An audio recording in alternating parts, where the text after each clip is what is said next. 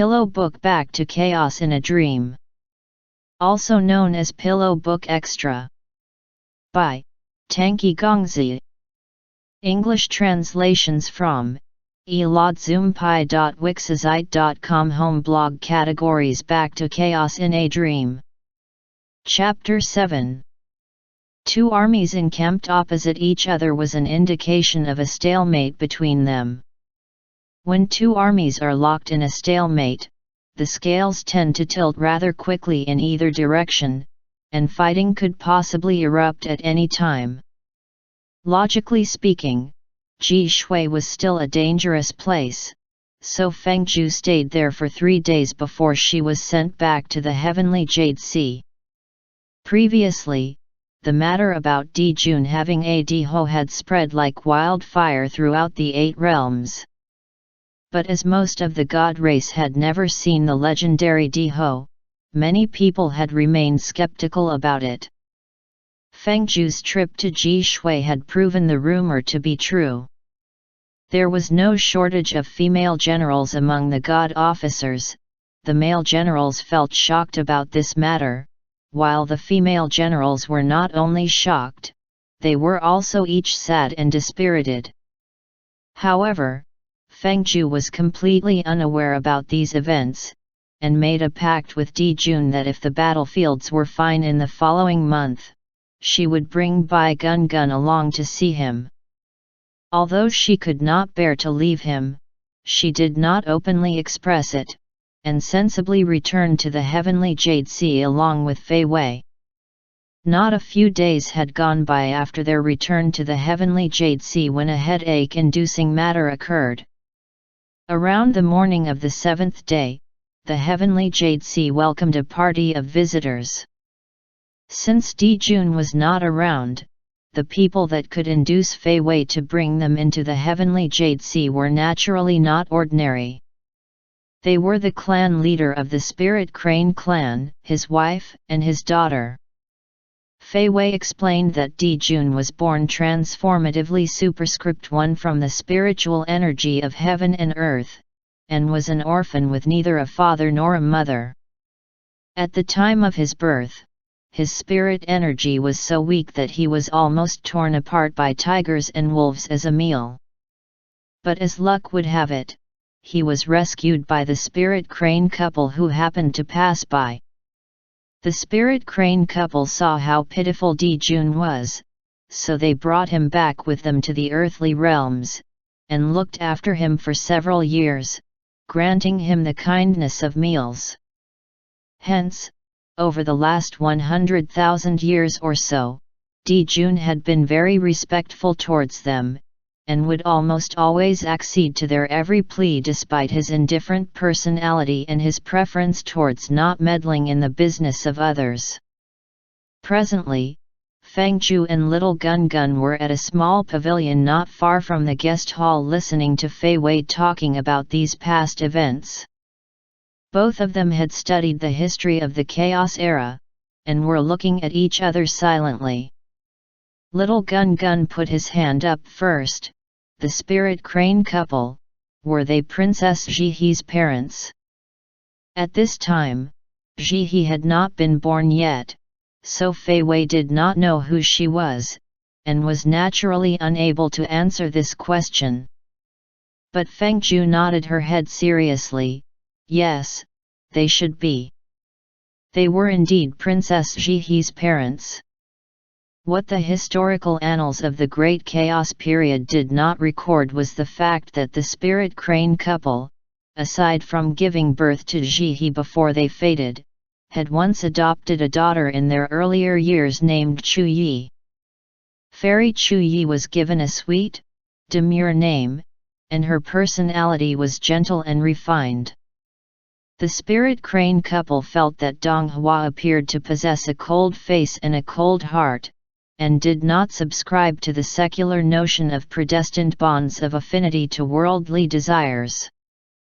But he was the favored son of heaven, an elite god out of thousands, and his moral character and talents were far beyond gods of similar ranking. It would be impossible for him not to pass down his excellent bloodline, so he would eventually have to take a wife. After all, none of the girls in the 8 realms could get close to Dong Hua, so compared to them, Chu Yi had more mutual affection for Dong Hua. So when the time was right, they would step in and take the initiative to propose the marriage to him. It would be unlikely for him not to agree. If Dong Hua were to marry Chu Yi, he would naturally become a part of the Spirit Crane clan. So in the event that they fade, not only would Chu Yi have someone to rely on, the Spirit Crane clan would also have someone to entrust. In the master plan of the Spirit Crane couple, this major matter was originally intended to be worked on at an unhurried pace and executed in tiny steps. But who would expect that a new mistress of the heavenly Jade Sea would suddenly cut in and interrupt their plans halfway?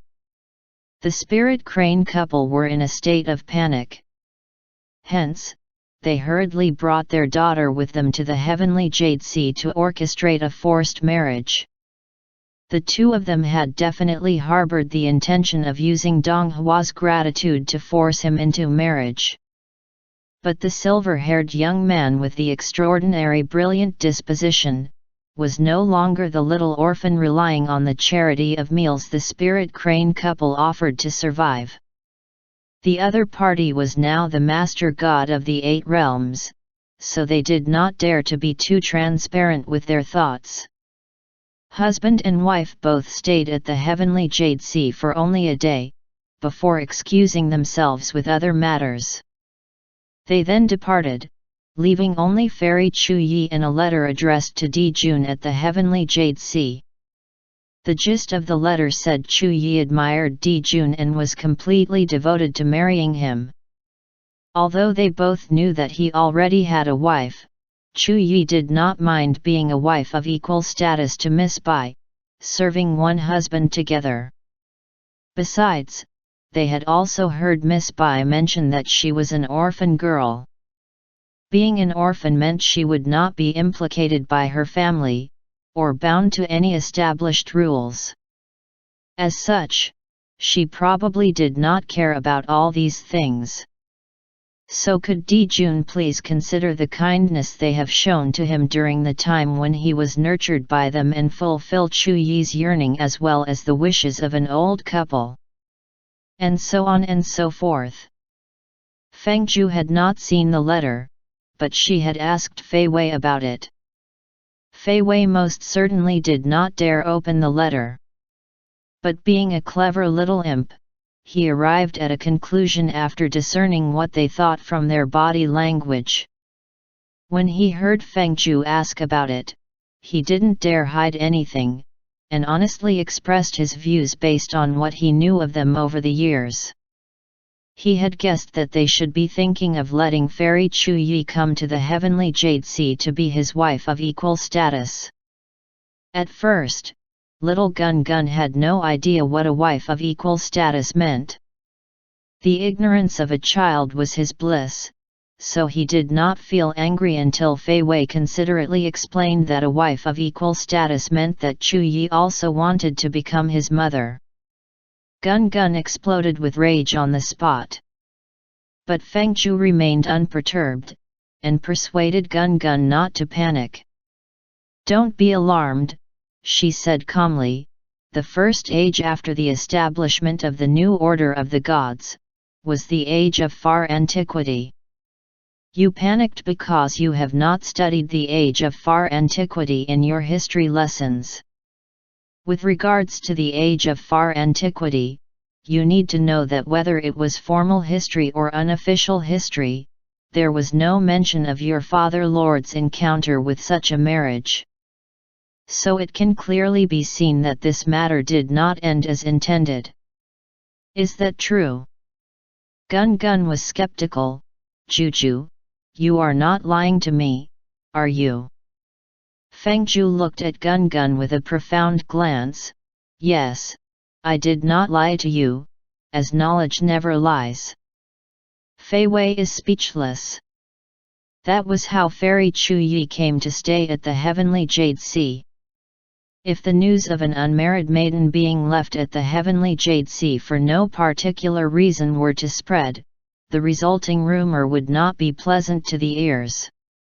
But Fei Wei did not dare to make the decision to drive the fairy out of the heavenly Jade Sea, so he was forced to quickly take the spirit crane couple's letter to Ji Shui to consult Di Jun on the matter. After he had consulted with Di Jun and returned, he discovered that Fairy Chu Yi had disappeared, and Feng Zhu had also gone missing. Little Gun Gun was once again flying his kite in the garden when he saw Fei Wei coming to look for him. Flying his kite like an expert, it was like this, he explained, "Brother Fei Wei, after you left, Juju ran into Fairy Chu Yi twice and noticed her persistently worried frown. So she asked her what she was worried about. As it turns out, the fairy was indeed distressed about something." Gun Gun's face was filled with pity. She said she already had a sweetheart, and did not intend to stay at the heavenly Jade Sea to wreck or join our big family. But as her sweetheart does not belong to a large clan, her parents looked down on him and broke them apart. She was in distress because of this. Juju was shocked when she heard this. She said that it was rare to encounter a girl who doesn't like Father Lord in this era, so Fairy Chu Yi was indeed an unusual girl in this world that was worth admiring. Then Juju unlocked the heavenly Jade Sea, setting the fairy free, helping her to elope with her lover. What Fei Wei did not understand was, since Fairy Chu Yi has eloped, we'll just let her elope. That is fine. But why did Di Ho also disappear? Little Gun Gun continued to explain. Fairy Chu Yi bumped into her sweetheart as soon as she stepped out. He was waiting forlornly at the entrance. When they saw each other, they hugged and wept disconsolately on each other's shoulder. Then they prepared to get married straight away. However, their marriage still needed a witness, so kind-hearted Juju decided to help them all the way to the end. Hence, she accompanied them when they ran away so that she could be their witness. Gun Gun looked pleased with himself superscript 3 as he finished speaking, and used an idiom to conclude. It was very inspiring and tragic for Fei Wei did not have any time to praise Gun Gun on the recent improvements to his grammar. Both his legs instantly buckled as soon as he heard that Di Ho had gone to finish a good deed by running away with Chu Yi. He also forgot to ask Gun Gun if he knew where they might be at this moment, and hastily sent a young immortal child to notify Di Jun. After that, he hurried out of the door to chase after the missing Di Ho, leaving Gun Gun, who was tugging on his kite strings, stunned. Why didn't anyone ask me where Juju had gone to before going out to find her? After thinking about it for a moment, he nodded his head and talked to himself. Perhaps the reason was because they had already deduced that Juju is at our maternal ancestors' Wenyuan Valley. He gasped with admiration from the bottom of his heart. Brother Fei Wei is really incredible. He went back to flying his kite as he spoke, carefree and worry-free once again. But Brother Fei Wei was not that incredible. Fei Wei bumped around like a headless fly and found nothing after searching for 2 days. But he ran into Di Jun, who was on the road looking for her. Following the breath essence on Feng Zhu's half-heart ring, Di Jun led him to Wenyuan Valley in the eastern realm, where they found the person they were looking for. When they found her, Di Ho's tiny self was drunkenly creating a din on the wedding night of Chu Yi and her sweetheart. Di Ho stood in front of Chu Yi, clinging onto her shoulders with the air of a person who had personally experienced it, speaking earnestly and sincerely, "It's true, don't be sad. Not having any close family around to congratulate you on your wedding night is nothing. At least the groom is here. She continued honestly, in this world, there are those pitiful brides where the groom wasn't there on their wedding day. Compared to those brides, you are already very fortunate. Chu Yi forced a smile, and was about to say something when her face paled. Feng Ju was curious, and followed Chu Yi's gaze, turning her head behind her to look.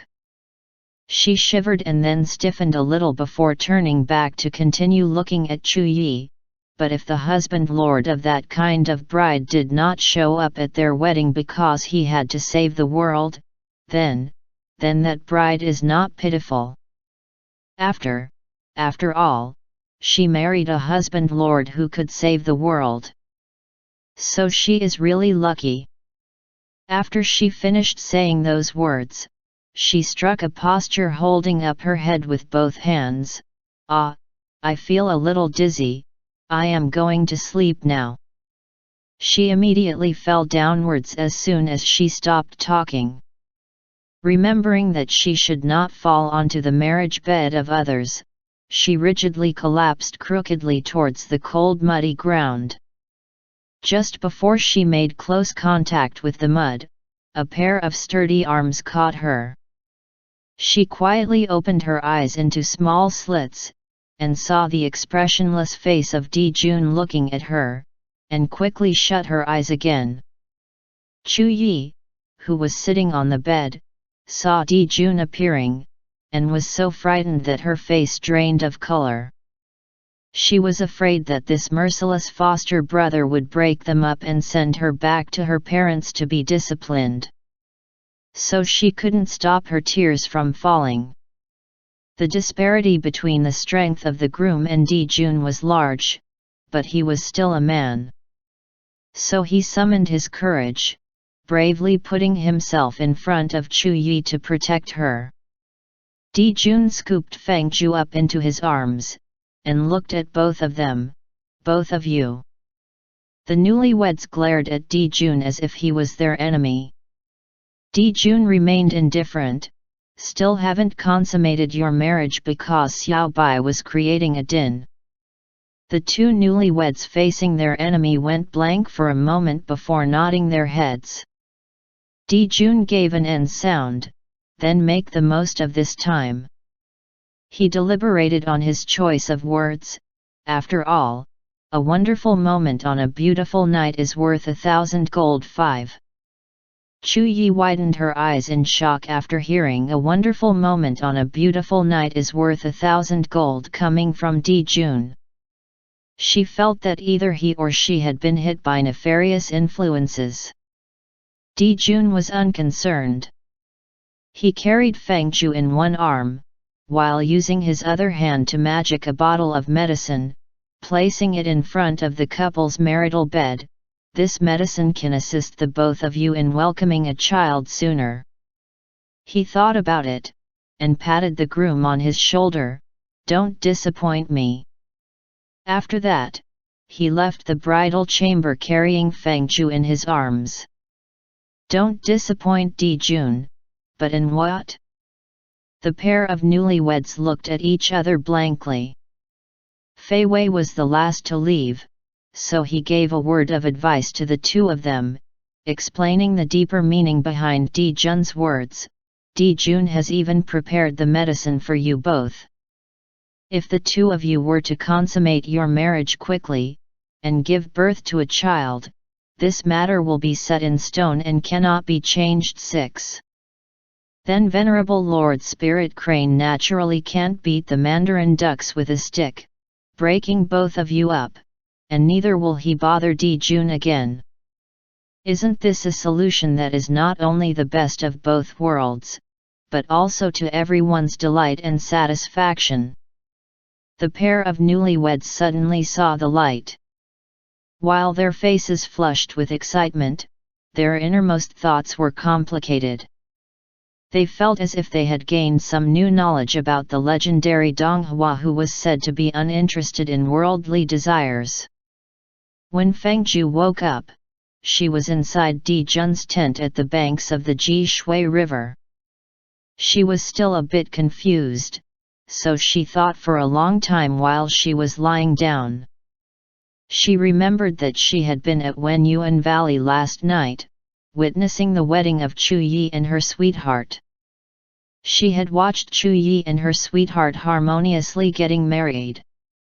They were holding each other's hands and paying their respects to heaven and earth, so she had become a little envious. She had envied and finally drank too much wine. After that, she talked to Chu Yi for a while, and then, it seemed like, then Di Jun had arrived. Feng quivered, and suddenly sat up. Briefly sweeping her eyes around the room, she realized that this appeared most definitely to be Di Jun's large tent. She glanced around again after composing herself, and discovered that the interior decor of the tent seemed to be different from the last time she was here. For example, the place she was sleeping at originally had a plain curtain, but it was now a green canopy. The area outside the muslin canopy was no longer illuminated by a bright pearl, but a dim glance revealed red lanterns and tall candles reflecting light onto each other, brightening the room. In addition to these, threads of bright, lustrous, and colorful silk were hanging down from the middle of the tent roof. Feng sat cross-legged on the felt blanket, knitting her brow while deep in thought.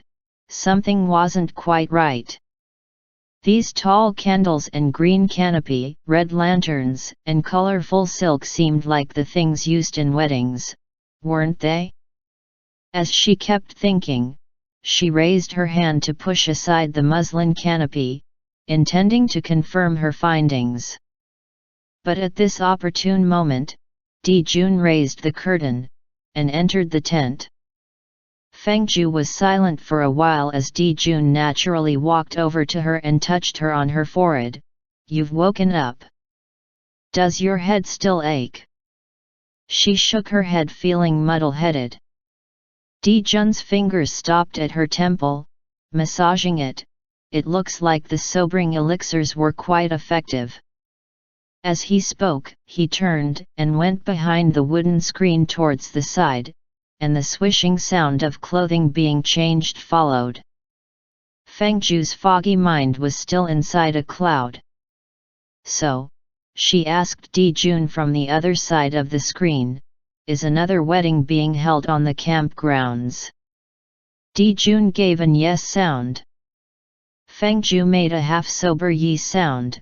"Then whose wedding ceremony is it today?" The sound of clothing being changed stopped behind the screen. "Yours." Feng still had not responded to what was really happening. "Mine? Mine and whose?" Di Jun walked out from behind the screen, fully dressed in resplendent regalia. Bending his head to adjust his sleeves, "Aside from me, who else are you thinking of having a wedding ceremony with?" Feng went blank, and was stunned. It's ours." She suddenly understood. This was Di Jun making up a wedding ceremony for her. Then, she abruptly remembered what she had said to Chu Yi when Di Jun arrived at that bridal chamber in Wenyuan Valley. Di Jun must have heard those words, and thought that she was demanding something, so She hurriedly sat upright and explained, I have not wanted you to make up a wedding ceremony for me. When I said I envied them, it was just something I casually said." She racked her brains, stammering, "At that time, you were not there at our wedding ceremony. I did have some regrets, but that was because I am a young girl. All young girls are like this, just not being very sensible, that's all. But I have truly never blamed you, neither do I want the extravagance and waste, giving everyone the extra trouble. I am not that willful." Di Jun walked over and sat by her side. He held her nervously clenched fist in his palm, calming her down, "You are not insensible, and you are not willful." He looked at her, "I prepared this wedding ceremony not because you demanded anything from me. It was only because I wanted to give it to you." They were so close, and were also alone together. But for the first time, the young maiden did not intimately cuddle up to him. She simply sat still for a while, as if lost in her thoughts. After a while, the rim of her eyes reddened, little by little. She leaned her head to the side, and asked him, sobbing, "Dijun, I am very happy, but why do I feel like crying instead?" She had perfect apricot eyes. Her eye clefts were wide, the corner of her eyes were rounded, so her eyes appeared to be particularly large. Whenever she laughed or cried, they became especially innocent and vivid. He raised his hand to soothe her tears, but she grabbed his wrists. Then she grasped his hand, leaning her head slightly as she touched her cheek to the back of his hand. After that, her cherry blossom lips gently pressed onto his palm. He let her be so, his eyes deep as he gazed quietly at her without blinking. When she lifted her head after she had her fill of pressing her lips against his palm, he stretched his hand out and held her small and delicate fair chin. She gazed at him in confusion, her eyes glistening like water. As if she was surprised, her lips unconsciously fell open slightly. He looked intently into her eyes, then he lowered his gaze and stroked her lower lip with his thumb somewhat forcefully. Those pink lips became plump and beautiful, like a splendid blooming flower. He leaned forward, kissing those lips. Her eyes widened, both her hands clenching his sleeves uncontrollably. Nearby, the colorful lantern popped, exploding into a lantern flower. But no one cared. His kisses wandered over and over on those red lips, as she slowly closed her eyes amidst that tender kiss. The auspicious hour approached. Several million officers and soldiers of the god race held their battle axes, clothed in full battle armor. They lined up on the east side of the Ji Shui River, respectfully welcoming the Emperor Lord and his Empress out of their tent. The bugle horns of the east sky sounded 3 times as the thundering battle drums on the side of the expansive river rang out in accompaniment. Amidst the sound of deep drum beats, the silver-haired venerable god, accompanied by his beautiful wife, walked out of their tent together. Both of them were dressed in purple robes. The brocade robes were made from the silk threads spat by the gold and silver silkworms that reside on the mythical twin mulberry tree, where the 3-legged golden crow perched on. The 7 treasures of gold, silver, agate, azure stones, giant clams, corals and scarlet pearls adorned the robes, making them so resplendent and stately that it was impossible to see up close. Under their feet was a long continuous cloud path paving the way directly to a high platform built by the banks of the Ji Shui River. The platform was very wide, and was made out of a single piece of jasper. In the middle of it grew a large heavenly tree. The trunk of the tree was so high that it pierced through the clouds, while its crown could be said to be so vast that it would cover half the battlefield in Ji Shui. Feng raised her head, making an effort to see the tree. She was able to distinguish the feather-like leaves of the heavenly tree, and its coral-like red flowers. Expressing her surprise in a low voice, "Isn't this the Parijata tree that grows on the 33rd floor of 9 heavens?"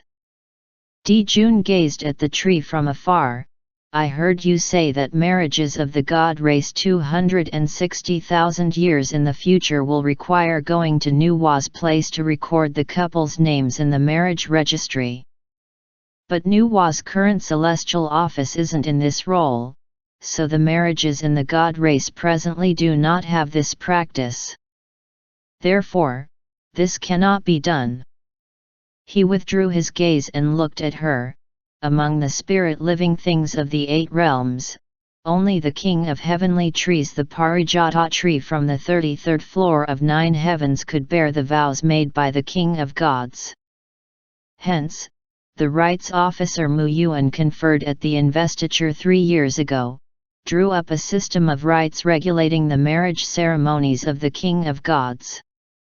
It is stipulated that during the marriage ceremonies of the king of gods, marital vows need to be made to the Parijata tree. After that, the tree will lower the crown of gods, acknowledging the authority of the Queen of Gods on behalf of heaven and earth. Feng appeared to be attending a class in history. I can't believe the master did not mention this before, but I remember that every generation of the Heavenly Lord's wedding ceremonies after that did not make any marital vows to the Parijata tree. Dijun looked into her perplexed eyes, and smiled, stroking her head. It was probably because the few generations of what you refer to as Heavenly Lords were not kings of gods. Holding her hand and leading her towards the high platform, let's go and see what kind of crown it has prepared for you. In pace with their approach to the heavenly tree, the millions of officers and soldiers knelt down one after another like the waves of the ocean, the sound of greetings to the Emperor Lord, greetings to the Empress vibrating throughout the northern realms in a continuous and unending stream. The red sun rose from the horizon, and the sound of bells chimed from the 9 heavens above. It was the sound pledging the precise auspicious hour. As the faint chime of bells faded slowly into the distance, a shower of Mandara, Manjasaka, Golden Yudambara, Malika, Kuzuma, Pundarika, and other spectacular flowers fluttered down one after another from the heavens. In an instant, all of the great land of the 8 realms were bathed in the skyful rain of flowers. Dijun, in the company of Fengju, stepped onto the jasper platform.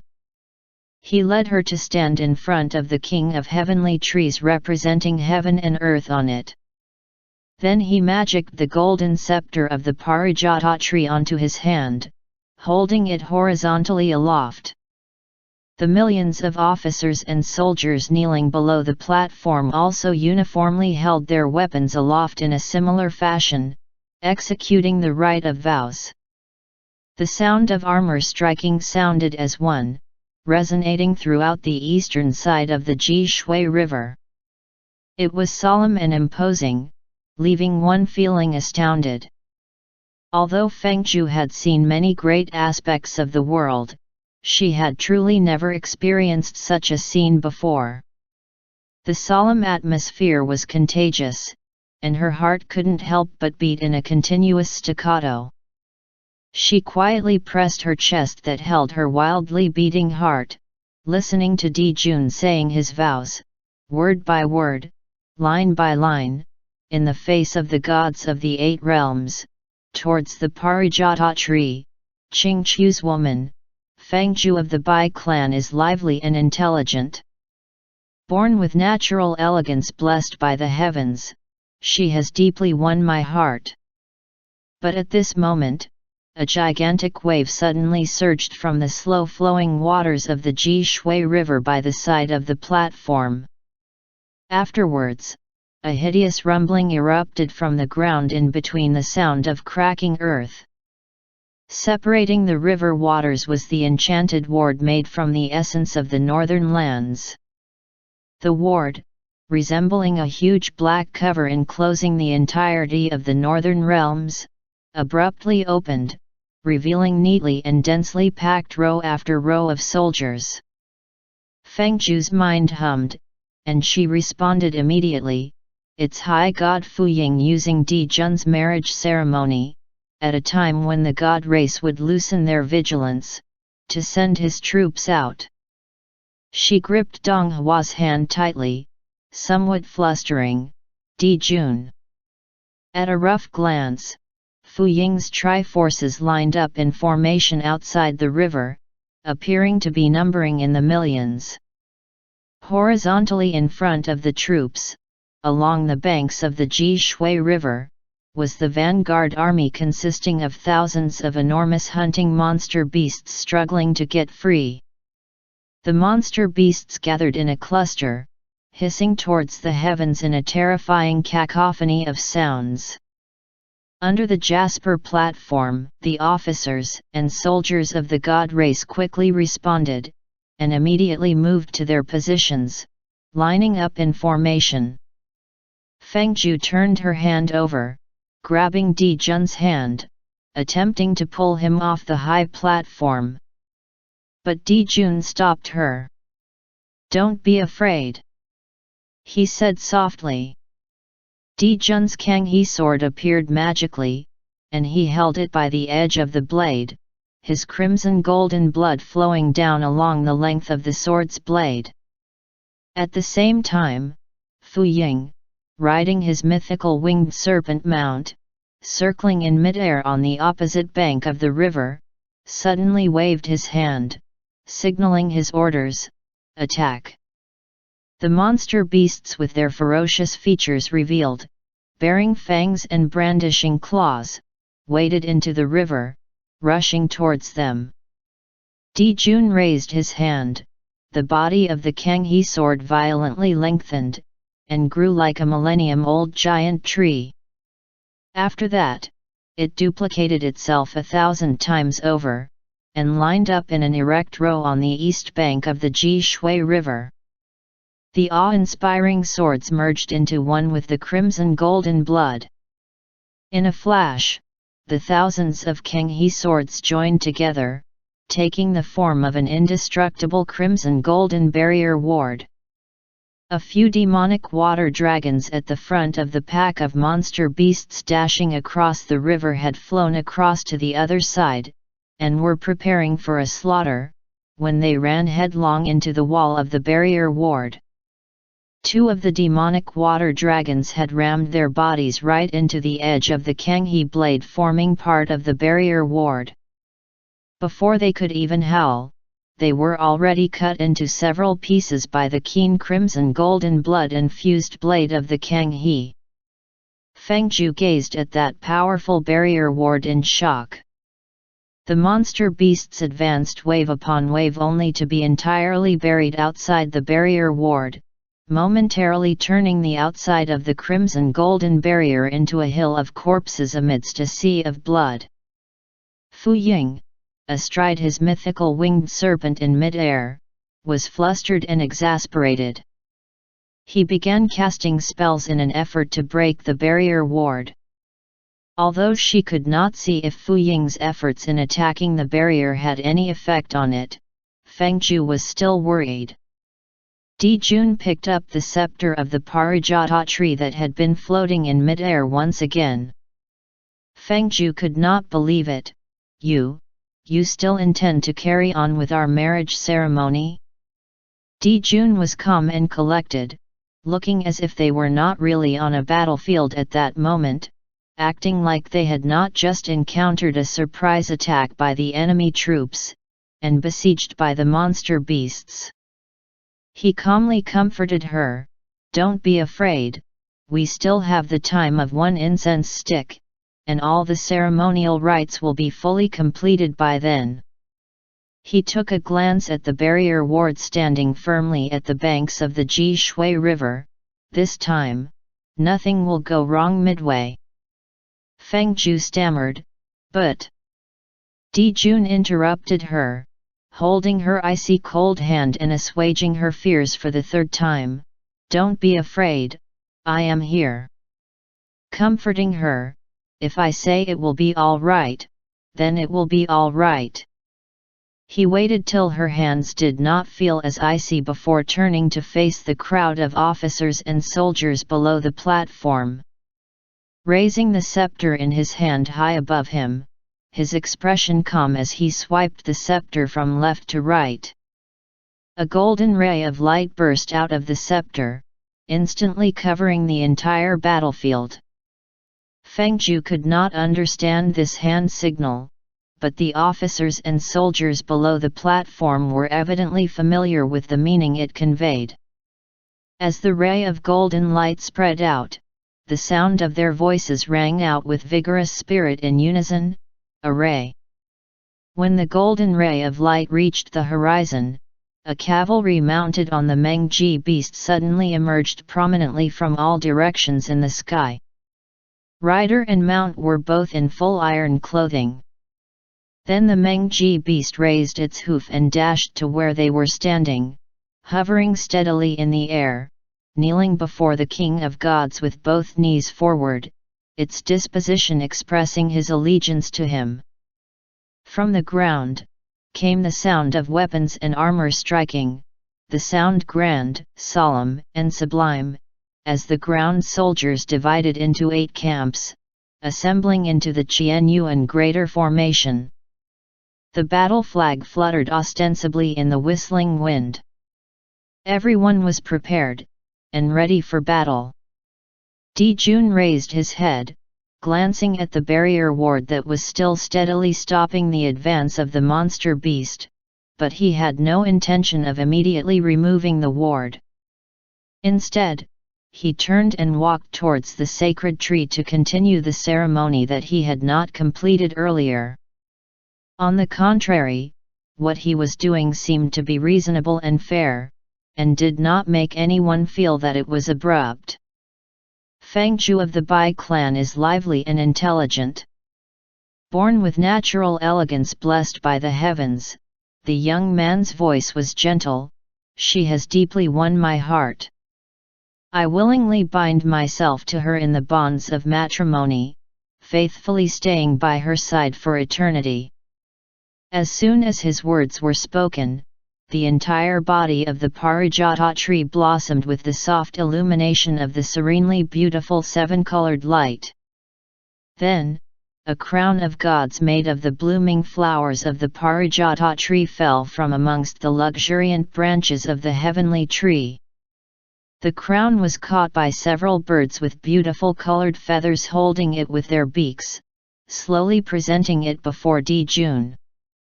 Donghua took the crown of gods from the beaks of the birds, and looked towards Fengju. "The Parijata tree's taste in aesthetics is pretty good. This crown of gods is not bad, isn't it?" Fengju admired Dijun for his ability to still crack a joke at this moment. Her eyes fell onto the ornately beautiful crown, and the rims of her eyes reddened uncontrollably, rendering her speechless for a while. Dijun took a step closer, and placed the crown of gods on top of her head.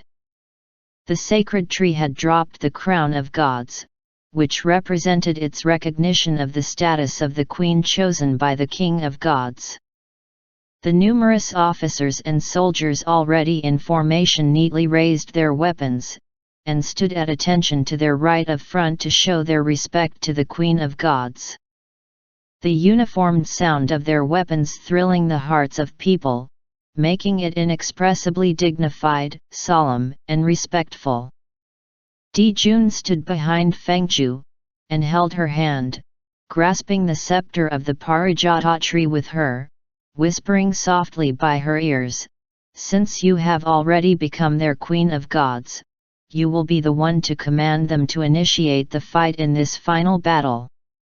As he said those words, he grasped her hand that firmly held the scepter and waved it to the right. The bugle horn sounded the call to charge. The Kanghe sword withdrew the barrier ward.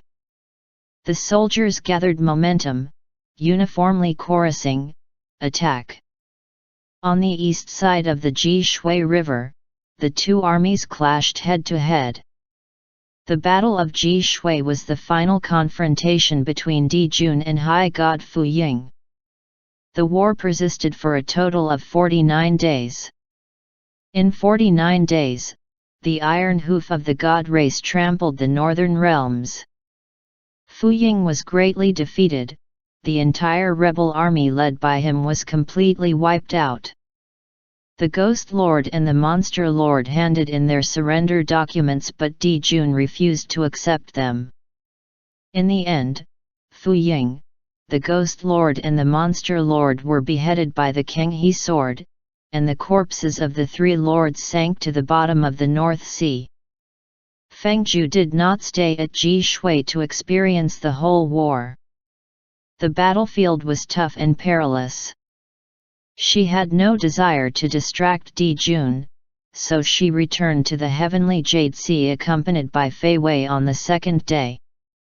This happened before the war ended. It was a day Fei Wei was serving Feng and Little Gun Gun in the vegetable garden, watering the Yanji vegetables that were just planted not long ago. Feng said that Di Jun loved to eat Yanji vegetables, and when Di Jun returned victorious from the war, and arrived home to the heavenly Jade Sea, the first batch of vegetables would have just ripened. The two of them were discussing this when Feng suddenly changed the subject, and asked Fei Wei, "The wedding ceremony between myself and Di Jun, that day on the battlefield, was really a ruse by him, right?"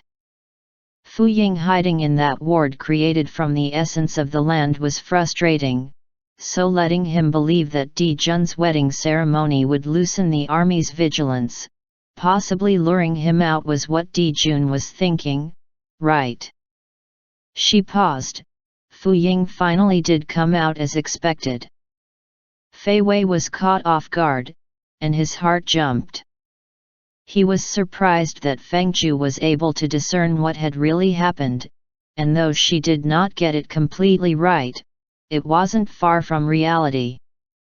It was indeed the truth. The army led by Fu Ying could not restrain the Qianyuan Greater Formation, and was forced to hide into the northern realm. But it was impossible for him to hide in the ward forever, and he would have to find an opportunity to come out. Besides, Di Jun's style of handling matters had always leaned towards resolving problems in the shortest time possible. Since when would he tolerate continuing hundreds and thousands of years of confrontation with Fu Ying? Di Jun knew that Fu Ying was stubborn and self-opinionated, and also had a rash temperament. Hence, after the siege of the Northern Realm, marriages took place on the battlefield from time to time. During these occasions, he would command the army at the camp to relax their vigilance for an hour and a half right from when the formal ceremonial rites would begin. At the same time, Di Jun had employed a stratagem of disseminating some so-called counter-formation drawings that could restrain the Qianyuan Greater Formation to Fu Ying. The produced counter-formation drawings looked very genuine. Although Fu Ying was impetuous, his aides and advisors were still cautious, so they investigated and studied the drawings in detail several times, but could not find anything unusual. Furthermore, the spies that Fu Ying sent out to investigate had found that every wedding ceremony held on Di Jun's campgrounds looked genuine, and that the hour and a half of loosened vigilance wasn't a ruse. His aides and advisors had mostly come from a background of civilian court officials with meticulous mindsets. Though they were not able to find anything suspicious, they still persuaded Fu Ying to quietly wait for an opportunity. How was one to know that Di Jun would also get married on the battlefield? In Fu Ying's opinion, this was an exceptional opportunity to destroy Dong Hua's wedding ceremony, and to invigorate the morale of his own army. Hence, he went against the advice of his aides and insisted on opening the ward and declaring warfare on that day. Fei Wei had no idea how to explain to Feng that Di Jun had not made use of her. His forehead was soaked in cold sweat as he stuttered, "His Imperial Lordship." His Imperial Lordship really did not treat the marital rights between the two of you as a tool to lure Fu Ying out, even though it did indeed have this effect. But don't misunderstand His Imperial Lordship. As Fei Wei wiped his cold sweat off, he finally found a point to prove Di Jun's sincerity, so he was able to speak more fluently. When you first visited Ji Shui and said that you envied the wedding ceremony by the banks of the Ji Shui River, His Imperial Lordship took it to heart and since then, has initiated preparations for it. In order to do this, he did not hesitate to dig up the king of heavenly trees that grows on the 33rd floor of 9 heavens and move it to the northern realms. Feng Zhu chuckled, interrupting Fei Wei, "Why are you so nervous? I do not feel that he has used me. If it were just to lure Fu Ying out, wouldn't it be the same result if he got his most capable celestial general to marry? Not only that, it would not have required him to dig up the king of heavenly trees and have it moved there. He is a venerable god of the 8 realms, and he is this world's stabilizing force superscript 1 degree.